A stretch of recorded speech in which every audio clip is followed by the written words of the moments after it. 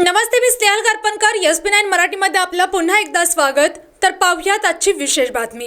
जिल्ह्यात कृषी विभागाचे काम चांगले असून यांत्रिकीकरणात जिल्हा अग्रेसर आहे. यात नवनवीन सुधारणा आवश्यक आहे. उत्पादन वाढ लक्षात घेत शेतीमध्ये नव्या सुधारणा आणि उत्पादन वाढ दाखवा अशी विचारणा पालकमंत्री प्रकाश आंबेडकर यांनी केली. तर पाहूयात आजची सविस्तर बातमी. खरीप हंगाम पूर्ण आढावा पालकमंत्री प्रकाश आंबेडकर यांच्या अध्यक्षतेखाली जिल्हाधिकारी कार्यालयातील ताराराणी सभागृहात घेण्यात आला. बैठकीला आमदार Shivaji Patil, CEO doctor jasmine, निवासी उपजिल्हाधिकारी गजानन गुरव, जिल्हा अधीक्षक कृषी अधिकारी जालिंदर पांगरे आणि कृषी विभागाचे इतर अधिकारी उपस्थित होते. कृषी विस्तार कामे वाढवा, माती परीक्षण मोहीम यशस्वी करा, नवतंत्रज्ञान विकसित करून शेतकऱ्यांच्या उत्पादनात वाढ होईल यासाठी प्रत्यक्ष बांधावर जाऊन काम करा अशा सूचना त्यांनी केल्या. शेतकऱ्यांचे शिक्षक बना, शेतकऱ्यांना गावात जाऊन मदत करा. मागील कालावधीत कामात कमी आढळून आलेल्या कृषी अधिकाऱ्यांना नोटीस बजावून त्यांच्यावर कारवाई करा. कृषी विषयक सुरू असलेली कामे आणि प्रोग्रेस त्या तालुक्यात लोकप्रतिनिधींनी द्या. यांत्रिकीकरणाला अजून गती द्या. पुढील 1 महिना 1 दिवस बळीराजा अभियानाला गती देत मिशन मोडवर कामे करा. 1 महिन्यानंतर पुन्हा बैठक होईल. यात सुधारणा झालेल्या दिसाव्यात असे निर्देश त्यांनी दिले. पुढील महिन्यासाठी कृषी विभागाला पंचसूत्रीवर भर देण्याचे निर्देश पालकमंत्र्यांनी दिले आहेत. यात माती प्रशिक्षण मोहीम, शेतकऱ्यांच्या बांधावर जाऊन काम, 1 महिना विशेष मोहीम, 1 दिवस बळीराजा मोहीम अजून परिणामकारक राबवा आणि शेती परवडत नाही म्हणणाऱ्या शेतकऱ्यांना प्राधान्याने मदत करा याचा समावेश आहे. बैठकीत मागेल त्याला काजू कलमे, हुमणी कीड नियंत्रण पत्रक आणि संतुलित खत माहिती पत्रकाचे विमोचन मान्यवरांच्या हस्ते करण्यात आले.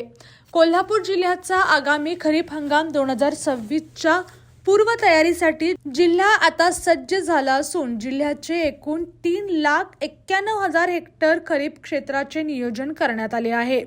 यामध्ये सर्वाधिक 51% क्षेत्र म्हणजे 1,98,604 हेक्टर ऊस पिकाखाली आहे. कोल्हापूर जिल्ह्याची भात आणि सोयाबीनची उत्पादकता राज्याच्या सरासरीपेक्षा लक्षणीय असून यंदा भारतासाठी 90,640 हेक्टर आणि सोयाबीनसाठी 41,445 हेक्टर क्षेत्रावर पेरणी अपेक्षित आहे. खत आणि बियाणांच्या उपलब्धतेबाबत माहिती देताना सांगण्यात आले की 20,066 क्विंटल बियाणांची मागणी असून 10 मे पर्यंत 5,136 क्विंटलचा पुरवठा झाला आहे. तर 1,88,548 मे टन खतांच्या मागणीपैकी सध्या 52,343 मे टन साठा शिल्लक आहे. शेतकऱ्यांच्या आर्थिक सक्षमीकरणासाठी राबवल्या जाणाऱ्या विविध योजनांचाही यावेळी आढावा घेण्यात आला. कृषी यांत्रिकीकरणासाठी 6,860 शेतकऱ्यांना 31,58,00,000 रुपयांचे अनुदान थेट खात्यात वितरित करण्यात आले आहेत. प्रधानमंत्री किसान सन्मान निधी आणि नमो शेतकरी महासन्मान निधी अंतर्गत जिल्ह्याला अनुक्रमे 283 कोटी आणि 270 कोटी रुपयांचा निधी विस्तारित झाला आहे. 2026-2027च्या खरीप हंगामासाठी 2,18,234 लाख रुपयांचे कर्ज वाटपाचे उद्दिष्ट ठेवण्यात आले आहे.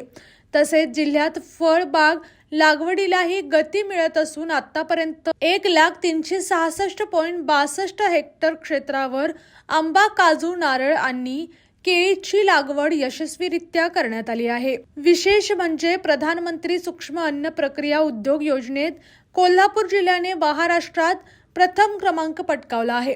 पालकमंत्र्यांनी प्रशासनाला बोगस खते आणि बियाणे विक्री करणाऱ्यावर कडक कारवाई करण्याचे आदेश दिले.